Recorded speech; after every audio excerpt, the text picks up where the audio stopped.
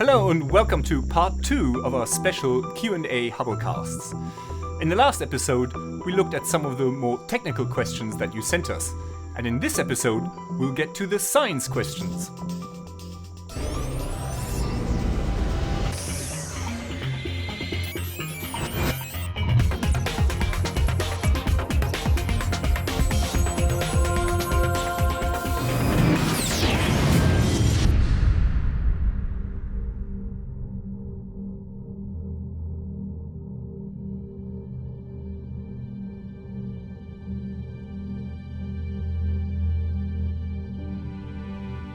Lots of the questions we received had something to do with the Big Bang.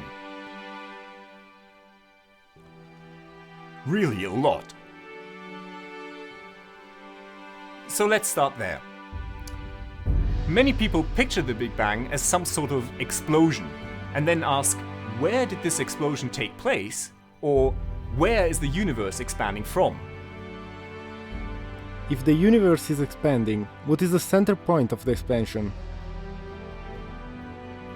The answer is everywhere. Now the key is to realize that the term Big Bang does not describe an event in space, but rather one in time. The Big Bang was not an explosion. It was an event that happened everywhere at the same time, and the universe was infinitely large right from the start. And so there is no single point from which the universe is expanding.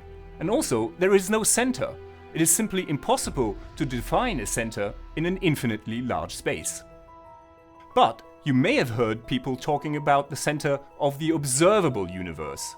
Now that does make sense. With all the charting of the universe in 3D, where is the center of the observable universe? The universe as a whole does not have a center, but the part of it that we can observe does. The observable universe is the part of space that is physically possible for us to see. All the light emitted in this region has had enough time since the Big Bang to reach Earth. This region is a sphere with us at its center, but our position has no particular significance. If there are astronomers in some distant galaxy, then they will also be at the center of their own observable part of the universe. Like a sailor at sea, we are always at the center of our own horizon. Now this is of course somewhat related to your questions about how far Hubble can see.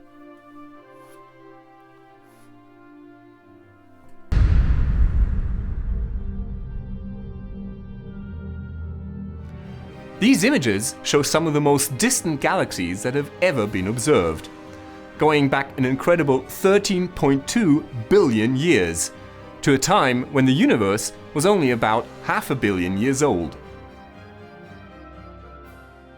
So this is pretty much at the limit of what you can do with Hubble. We know, however, that the most distant objects identified with Hubble are not the universe's first. To spot these, we will need Hubble's successor, the James Webb Space Telescope, which will be able to peer even further back into the history of the universe. Would it be possible to build a new Hubble with more advanced instruments and larger than the current technology? A Hubble that could see beyond the boundaries of the universe? No matter how big or how powerful your telescope, because the age of the universe is finite, there is a fundamental limit to how far you can see. Now another topic that you really wanted to know about is the expansion of space. Specifically, if the universe is expanding, how can two galaxies nevertheless collide? If the universe is expanding in all directions and everything is getting further away from everything else, how is it that galaxies can still collide? Well, although the universe is expanding as a whole, that does not mean that every part of it is expanding. For example, this room is not expanding. Neither is the solar system, nor the Milky Way. These structures are held together either by the electromagnetic force or by gravity. So while on average the distances between galaxies become larger as the universe expands, two nearby galaxies can nevertheless attract each other until they collide. This is not a contradiction. But now let's move a little closer to home.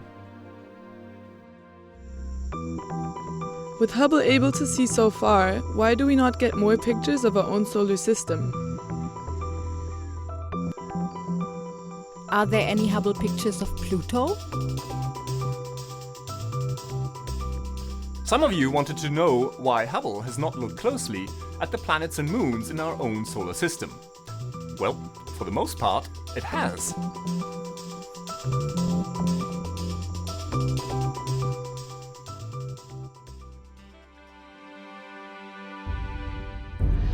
Hubble cannot observe our Sun, or the closest planet, Mercury, because its instruments are light sensitive and would be damaged. However, the telescope has examined every other planet in the solar system, including dwarf planets, Pluto, Ceres, and Eris.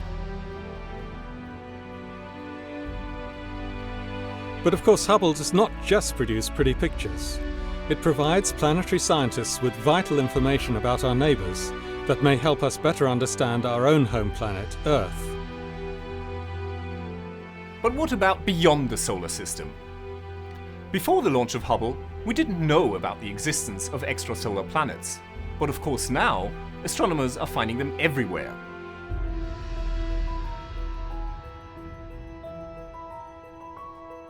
How many possible planets with life has Hubble discovered? Can Hubble view in detail the planets that orbit other suns?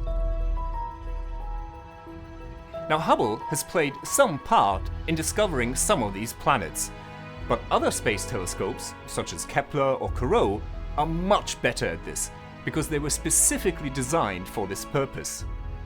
Hubble's forte lies more in the measuring of the atmospheres of these planets.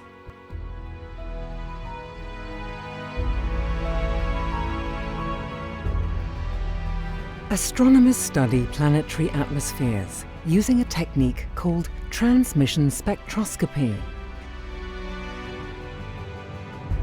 They watch as a planet crosses in front of its parent star, and some of the dazzling light from the star passes through the rim of the planet's atmosphere. Any molecules in the atmosphere will absorb some of the starlight, leaving distinct signatures in the light that reaches Hubble. So far, Hubble can't quite do this for planets as small as Earth. But astronomers are getting there fast, and on larger planets, they have already found water vapor, oxygen, and methane, all of which play key roles in life on Earth. You're inside a big balloon, which is expanding more and more. This means the wrap of the balloon is moving away from you. But what could be beyond the wrap? What could be beyond our expanding universe? There were of course a lot of questions that we've not had time to get into. But among the questions, there are also a couple of misconceptions that I would like to talk about. One example is the inflating balloon analogy of the expansion of space.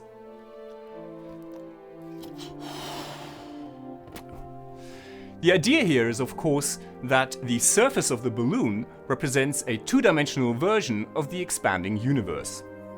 Now, for this analogy to work, you should imagine yourself being a two-dimensional creature living on the surface of the balloon.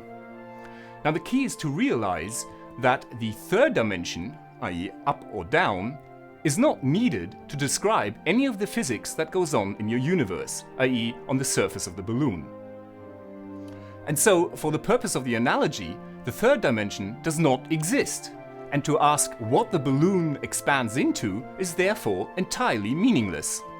Similarly, to ask what our 3D universe expands into, or what lies beyond our universe, is just as meaningless. And then there's the issue of the infamous fabric of space-time.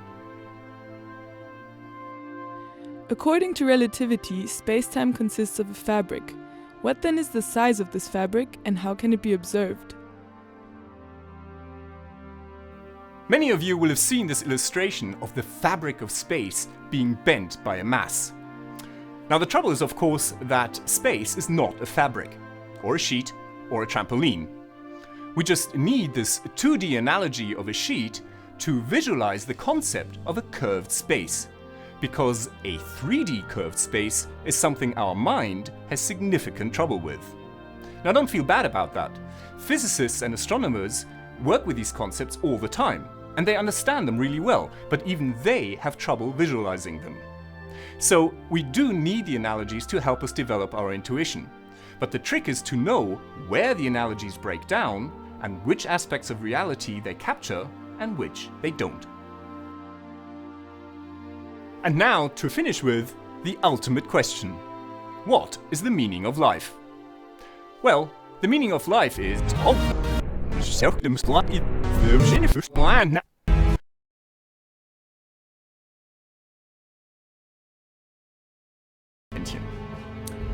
This is Dr. J, signing off for the Hubblecast. Once again, nature surprised us beyond our wildest imagination.